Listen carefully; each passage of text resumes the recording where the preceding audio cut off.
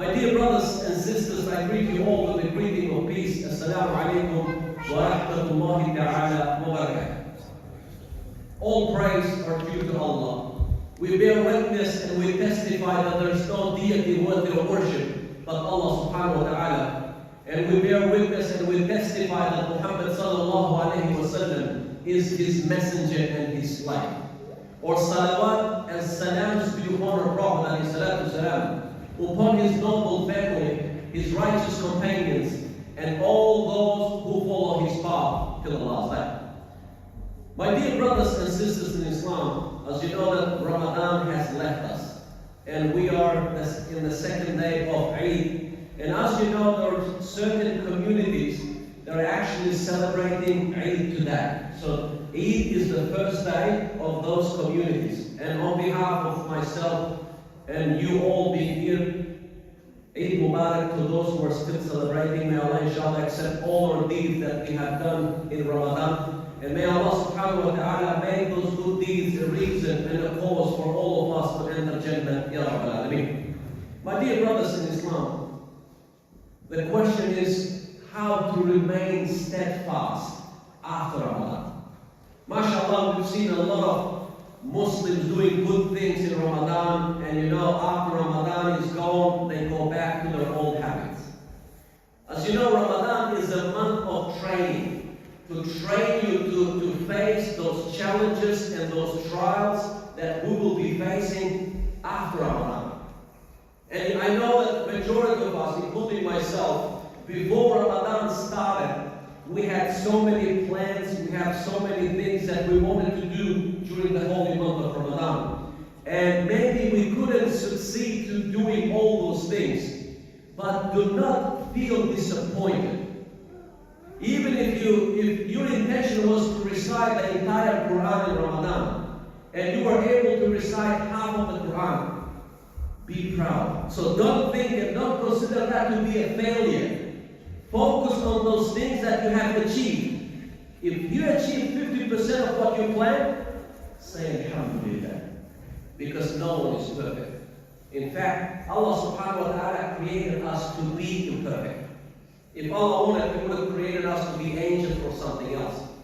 And what is important now, if you achieve those 50% of those things that you were doing or you're supposed to do in Ramadan, the question is how to maintain that 50% of those good deeds even after Ramadan. And remember, my dear brothers, I told you even before, as Muslims we have to aim high all the time.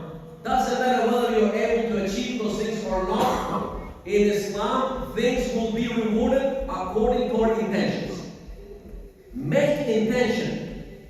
Make intention to go to Hajj one day, inshallah. Make intention to build a mosque one day, inshallah. Make intention to do great things in the future. Even if you're not able to achieve those goals, at least that was your intention to do it. You understand? This is very, very important. Because the Prophet, what did he say? Al-umuru, you know that this principle in Islam, al-umuru bi-maqasidiha. So, as our Prophet says, إِنَّمَا الْأَعْمَالُ بِالنِّيَّاتِ وَإِنَّمَا لِكُلِّ امْرِئٍ مَا نَوَى, which means the value of an action depends on the intention behind it. A man will be rewarded only for what he intended. So even if you're not able to achieve those things, just by having that intention, inshallah, you will get rewarded by Allah subhanahu wa ta'ala.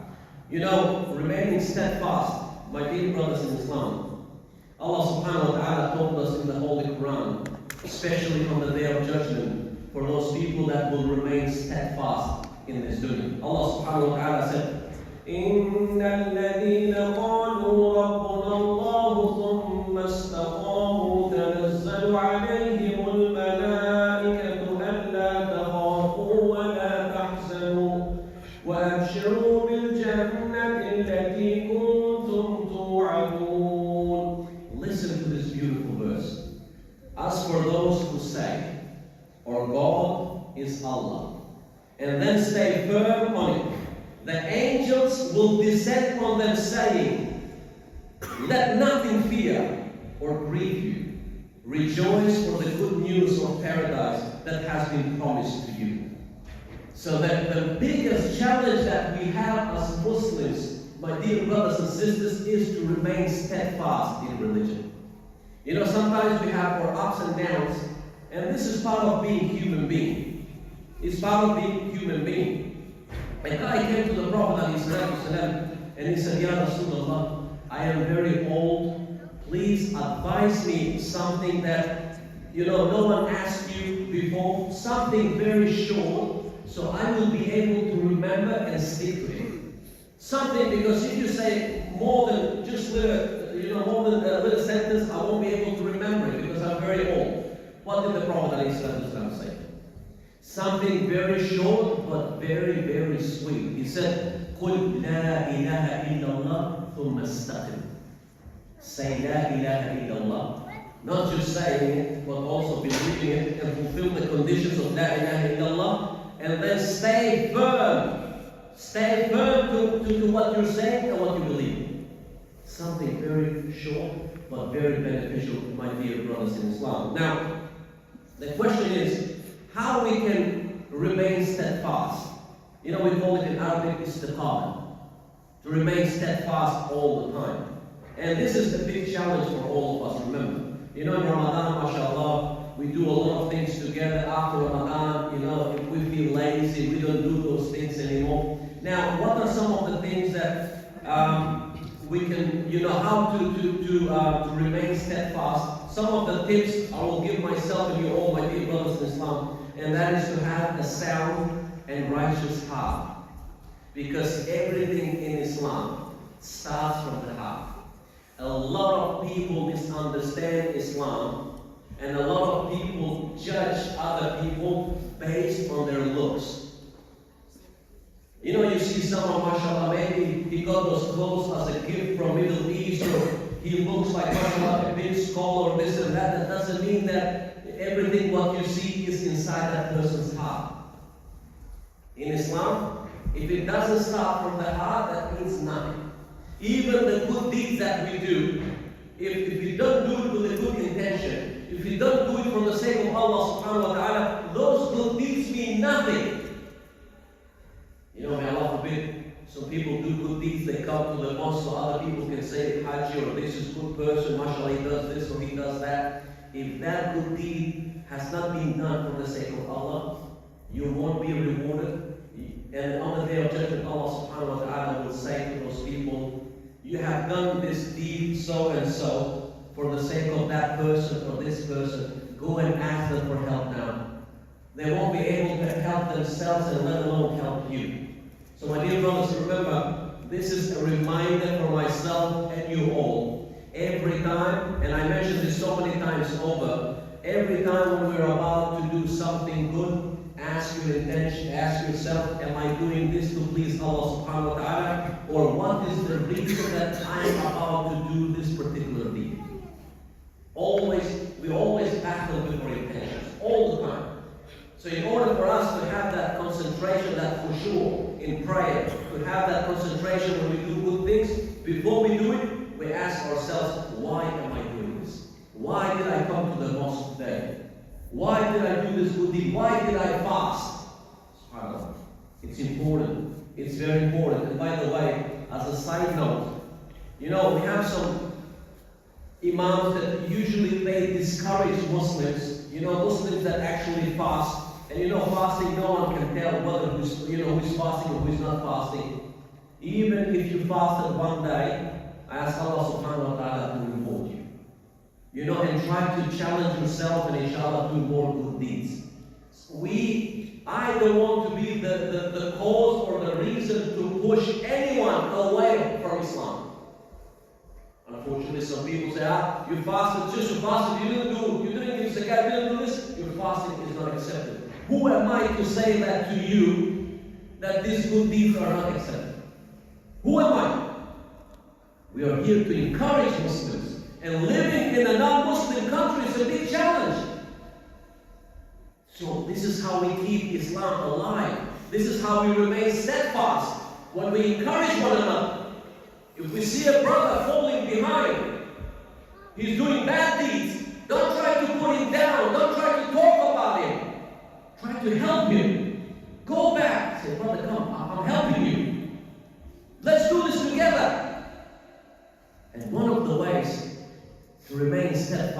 dear brothers and sisters in Islam, is to have good friends. You know, one Jummah, maybe next Jummah, I will talk about the importance of friendship in Islam. Wallahi, when I deal with people, and you know I deal with people every single day, one of the biggest challenges that people face, you know, doing not the right things, is because they have bad company, bad friends. Doesn't matter how good you are, doesn't matter how strong your iman is, if you hang out with bad people, you will become like them, sooner or later. You either will change them, which is highly impossible, or they will change you because they're a majority. And in the beginning, you will try to resist. They will drink, they will, whatever haram they do, you say, no, I'm not doing it. Next time, third time, you will give in. So don't hang out with people like that if you want to remain steadfast in Islam, my dear brothers and sisters. Also, always remind yourself your purpose in this world. And always remind yourself of Jannah and Jahannam. Because that is our ultimate goal. It's not this dunya. It's not anything else. But for us to do good deeds, to get closer to Allah subhanahu wa ta'ala in this dunya. And our ultimate goal is what? Inshallah is Jannah. Always when you feel down or you face a lot of challenges, think of Jannah. And go back and read the biography of Prophet sallallahu alaihi wasallam. See what kind of challenges he faced throughout his life. Even though being the best creation of Allah subhanahu wa ta'ala, the best person ever created is Muhammad sallallahu alaihi wasallam. And yet, he faced so many challenges. So if you feel down and see what people have done to him. See how Allah tested him, you know, bearing his own children with his own hands, 6 of them. You know, see how other people treated him, called him names. And you know, this is how we motivate ourselves. Even when other people say things about us or to us, or things insult Islam, or things people insult me, I always look back and I say, if Prophet ﷺ was insulted by those people, and this is recorded in the Quran by calling him madman, by calling him a soothsayer, by calling him a magician, and all these names, I say to myself, who am I then? So what if people call me those names? I am nobody compared to Prophet sallallahu alaihi wasallam. So this is how we motivate ourselves. When we follow these tips, inshallah, this will help us to remain steadfast in Islam. Now, conditions to achieve istiqamah in Islam. Ibn Qayyim al-Jawzi, rahimahullah, he mentioned a few things. I'm just going to go briefly over some of them. Number one, as I mentioned, in order for us to achieve that istiqamah, everything that we should do it for the sake of Allah. Again, I will not emphasize enough this. Every time you're about to do something, think, why am I doing this? If it's not for the sake of Allah, don't do it. Because you won't receive any rewards. And you actually you're committing a sin at the same time. And don't ever think that you have no issue with your intention. Because Allah will hold, including myself and scholars in the past, they say we battled with our intention all our lives. You know, there was a scholar in the past. You see the sincerity of scholars. You know, he was, mashallah, a great scholar. And one day, someone gave him a compliment. Just out of nowhere, he said, mashallah, Imam, you are amazing, you're this, you're that. And that compliment affected him. He started to feel, oh my God, I'm really somebody now. And he said he wanted to get rid of that. So he spent a lot of time with the poor and needy, people who are less fortunate, so he can get rid of that, you know, self-worth or, you know, pride and all those things. Why? Because that will affect your intention when we do things for the sake of Allah. You understand? This is very, very important. Number two, my dear brothers, it is very, very important to have knowledge about Islam. And as I said, knowledge always comes first, and then ibadah, worship, comes second. Sometimes a lot of people do things in Islam. When we ask them, why do you pray? Why do you fast? Why do you put hijab on? Why do you do these things? If you say, I do those things because my mother wears hijab, I do these things because my grandmother was doing the same thing, Islam becomes what? Becomes a culture. So it's not from the faith. It's because you follow what your parents and grandparents are doing. Islam will not be inherited from your parents. You have to learn Islam yourself. And then once you know Islam, wallahi, wallahi, wallahi, there's nothing more beautiful than Islam.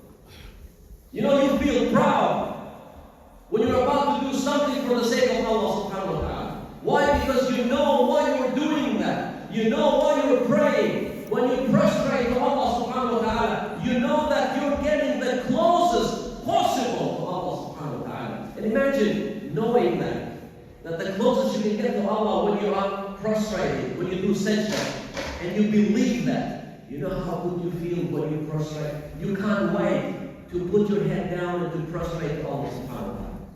So that basic knowledge, and you know I talked about this in the past as well. It's important for yourself, and it's important for your children and your family members as well. Also, we talk about perfection, ihsan. You know, this is when you do things, do those things the best way there is. Don't do things for the sake of because I must do it. I must pray now, you know, 1 minute up and down, and then you just, that's it, I'm done. No.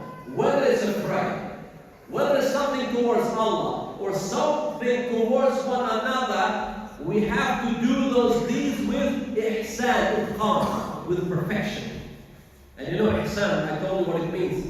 أن تؤمنوا بالله كأنك تراه فإن لم تكن تراه فإنه يراك. Believe in Allah the way that you see Him, like He's in front of you.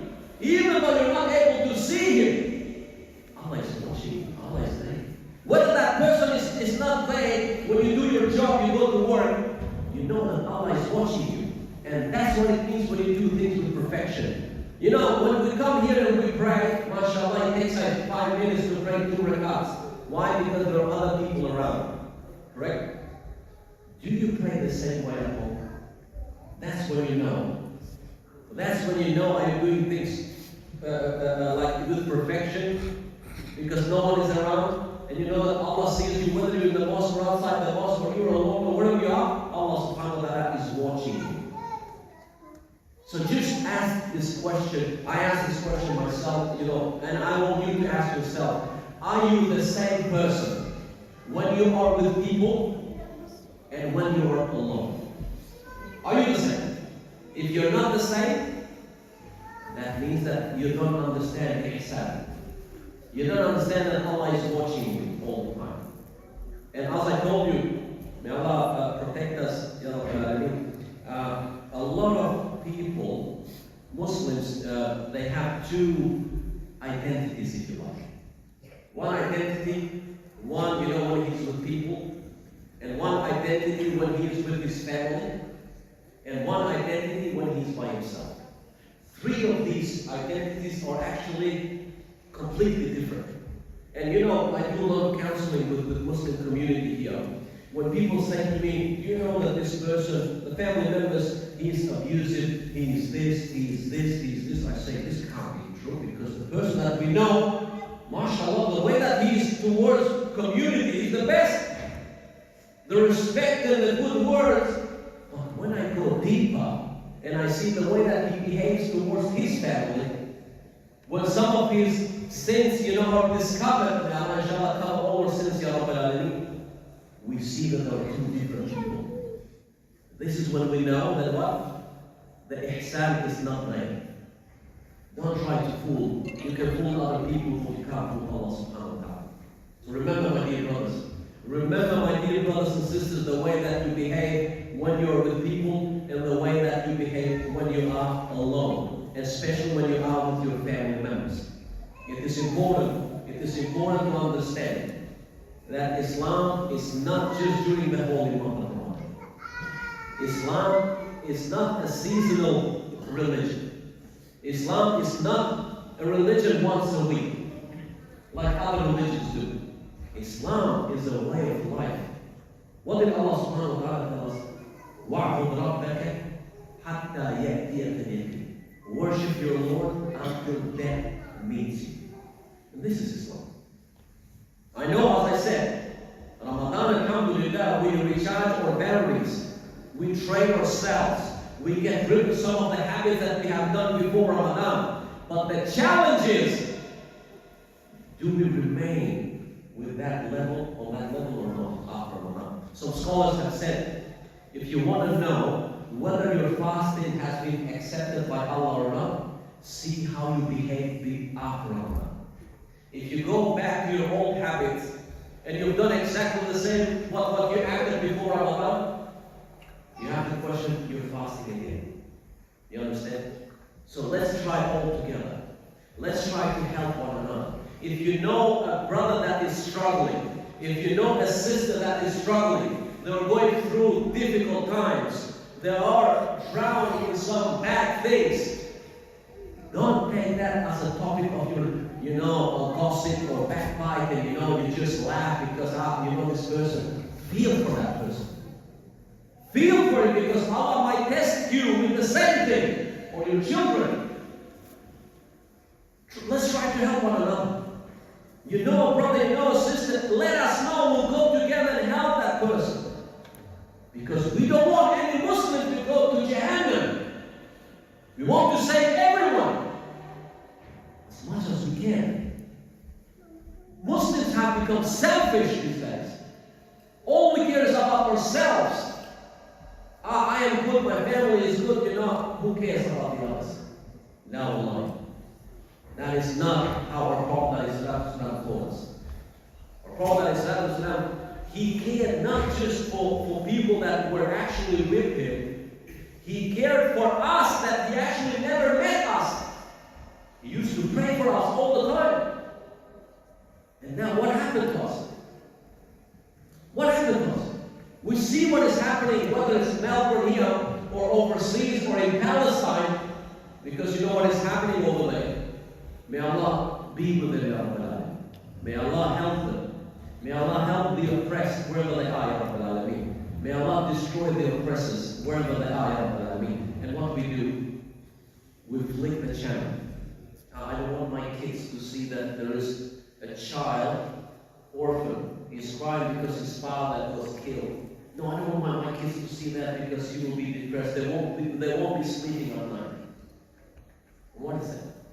What kind of heart can? And I've seen some people actually even talk against that. They talk against what Muslims in Palestine are doing. How can you don't have to be a Muslim, wallahi, just a human being. You see those children being killed, those mothers and those fathers and people, innocent people, and you don't even pray for them at least. We should be ashamed of ourselves. And you come here and you're telling me, mashallah, and you're praying and all that. We try to fool one another. We can't fool Allah subhanahu wa ta'ala.